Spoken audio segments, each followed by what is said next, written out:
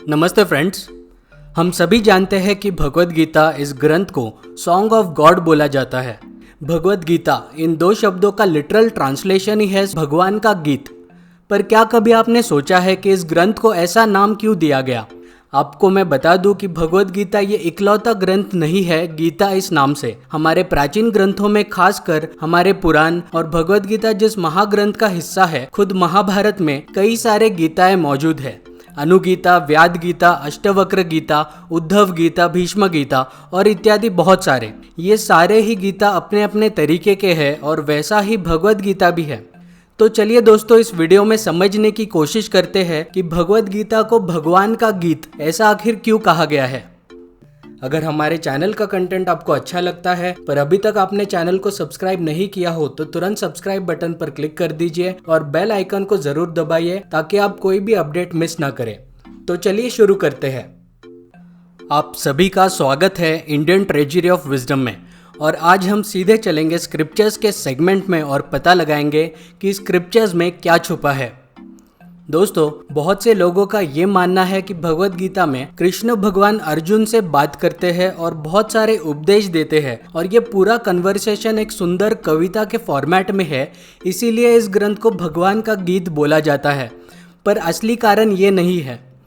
लोगों के मन में आज एक बहुत बड़ी गलतफहमी है कि भगवद गीता किसी कमांडमेंट्स की तरह है जो कृष्ण भगवान द्वारा दिया गया अर्जुन को। इसको लोग इस्लाम के कुरान या क्रिश्चियनिटी के बाइबल के फॉर्मेट की तरह देखते हैं, जो कि एब्सोल्युटली गलत है। रिलीजन का पर्दा अपने आंखों पर से हटाकर अगर ये ग्रंथ को अच्छी तरीके से पढ़ा जाए तो हमें समझता है कि भगवद गीता ये ग्रंथ भगवान का गीत ना होकर भगवान के बारे में लिखा गया गीत है, जिसको हम ब्रह्म विद्या कहते हैं। बहुत से स्कॉलर्स का आज ये भी मानना है कि भगवद गीता ये किसी उपनिषद का हिस्सा हुआ करता था और इसे क्रिएटिवली महाभारत में बाद में जोड़ा गया, क्योंकि ये एक फैक्ट है कि महाभारत को पहले जया के नाम से जाना जाता था और फिर बढ़ते बढ़ते वो ग्रंथ भारत बन गया और बाद में गुप्ता एरा तक बढ़ते बढ़ते ये ग्रंथ 1,00,000 श्लोक का बन गया, जिसको हम महाभारत आज कहते हैं।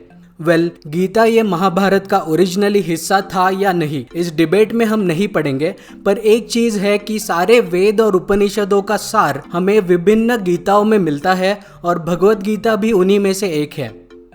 एक्चुअली जितनी भी गीता है वो सारे ही ब्रह्म विद्या के बारे में ही बात करते हैं। हर गीता में इस विद्या को प्रस्तुत करने का एक अलग ढंग है और भगवद गीता की भी एक खास क्वालिटी है जिसके कारण इस ग्रंथ को भगवान का गीत बोला गया।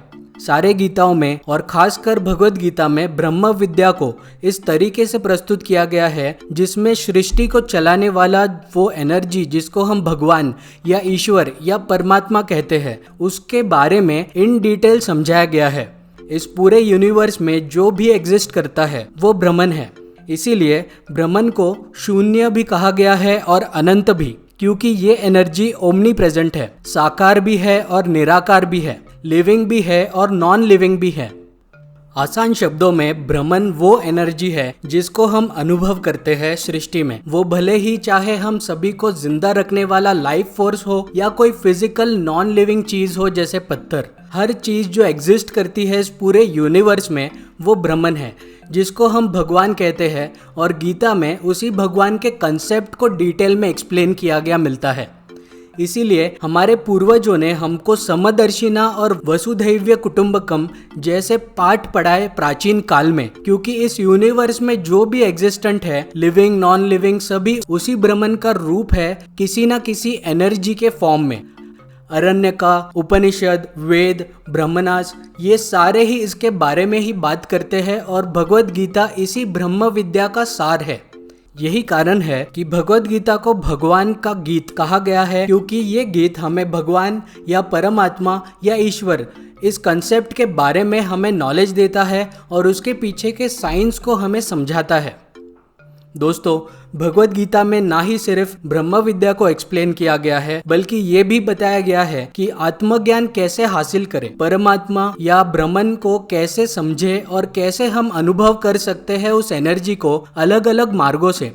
कर्म, ज्ञान और भक्ति, इन मार्गों का एक अनोखा सिंथेसिस प्रेजेंट किया गया हमको मिलता है भगवद गीता में, और ये तीनों का योग यानी यूनियन समझाया गया है उसमें, जो अपने आप में ही बहुत अनोखा है। जिससे ना ही हम इंसानों को स्पिरिचुअल डेवलपमेंट में सहायता मिलती है, बल्कि हमारी रोजमर्रा की जिंदगी भी पूरी तरीके से सुधर सकती है उसे पढ़कर। और यही कारण है कि भगवद गीता काफी सारे लोगों के जीवन को बदल चुका है आज तक। और भगवद गीता के ये सारे अन्य अनोखे क्वालिटीज के बारे में हम डिटेल में बात करेंगे भगवद गीता के इस सीरीज में आने वाले हमारे अन्य वीडियोस में। आई होप आपको अभी अच्छे से समझ में आया हो कि भगवद गीता इस ग्रंथ को सॉन्ग ऑफ गॉड या भगवान का गीत ऐसा क्यों कहा गया है। दोस्तों, हर हफ्ते रविवार को मैं और इस चैनल के कुछ सब्सक्राइबर्स मिलकर भगवद गीता के श्लोकों पर समालोचना करते हैं और हर श्लोक को बहुत ही प्रैक्टिकल और लॉजिकल तरीके से समझने की कोशिश करते हैं। इन सेशंस में मैं अपना एक्सट्रीमली डिटेल्ड एनालिसिस प्रेजेंट करता हूँ to all attendees with interesting examples and explanation, और मैं चाहता हूँ कि आप सभी सब्सक्राइबर्स हमारे इन सेशंस के साथ अवश्य जुड़े। भगवद गीता के वीकली सेशंस में मेरे साथ अगर आपको जुड़ना है तो तुरंत डिस्क्रिप्शन में दिए गए गूगल फॉर्म को फिलअप कर दीजिए। So that's all for today friends. दोस्तों, अगर आप इस चैनल के कंटेंट को पसंद करते हो और वीडियो टॉपिक्स के रिसर्च में मदद करना चाहते हो तो इस चैनल को फाइनेंशियली सपोर्ट करने के बारे में जरूर सोचें। वन टाइम कंट्रीब्यूट करने के लिए आप हमें गूगल पे कर सकते हो इस नंबर पे, और ये हमारा UPI ID है ITW@IDBI, जहां आप किसी भी मनी ट्रांसफरिंग ऐप से ट्रांसफर कर सकते हो। आप हमें हमारे बाकी सोशल मीडिया प्लेटफॉर्म्स जैसे फेसबुक और इंस्टाग्राम पर भी फॉलो कर सकते हो। जल्दी से कमेंट सेक्शन में जाकर हमें बताइए ये वीडियो आपको कैसा लगा। वीडियो को लाइक कर दें और ज़्यादा से ज़्यादा शेयर करें, और चैनल को अभी तक आपने सब्सक्राइब नहीं किया हो तो कर दीजिए और बेल आइकन को भी दबा दीजिए ताकि आपको रेगुलर अपडेट्स मिलते रहे। थैंक यू दोस्तों फॉर वॉचिंग, एंड जल्दी मिलते हैं अगले वीडियो में।